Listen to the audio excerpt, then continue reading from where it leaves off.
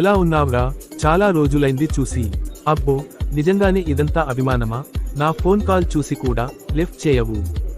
అబ్బా, అలా అనకురా. మా ఆవిడ గురించి తెలుసు కదా, ఎక్కడ నన్ను మర్డర్ చేస్తదో అని భయంగా ఉంటే. ముందు కూర్చోరా. సర్లేరా, ఇప్పుడు నా బతుక్కి మర్యాద ఎందుకులే. ఇప్పుడు చెప్పు, ఎందుకు అంతలా భయపడి చస్తున్నావు? మన కాలేజ్ ఫ్రెండ్ లతా బర్త్డేకి రింగ్ కొన్నాను కదా, మా ఆవిడ సారీ కొన్నుంటే పోయేది కదా అన్నది. అబ్బా, దానికా గొడవ? వినురా మొత్తం. నేను లతాకి రింగ్ ఇస్తే తను ఏదో అభిమానంతో నన్నే పెట్టమంది. అవున్రా, అందరము నీ భార్యతో సహా అక్కడే ఉన్నాం. మీ ఆవిడ జెలస్ ఫీల్ అయిందా?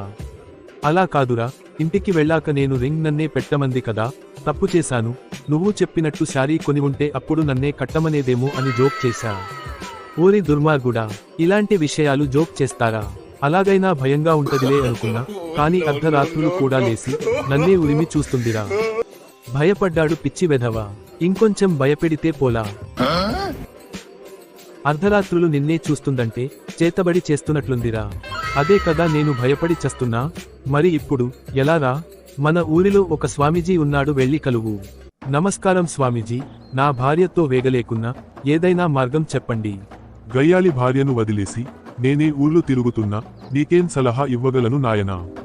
అలా కాదు స్వామీజీ, కనీసం మీకున్న స్వతంత్రం కూడా లేకుండా పోయింది. సలహా ఏమైనా ఇవ్వచ్చుగా. నాయనా, పొయ్యి అడవిలో సాధువులను పట్టుకో.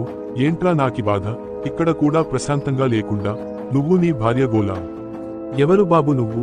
ఈ మారుమూల ప్రాంతానికి ఎందుకు వచ్చావు? బాబా, నేను నా భార్య నుంచి కాపాడమని వచ్చా.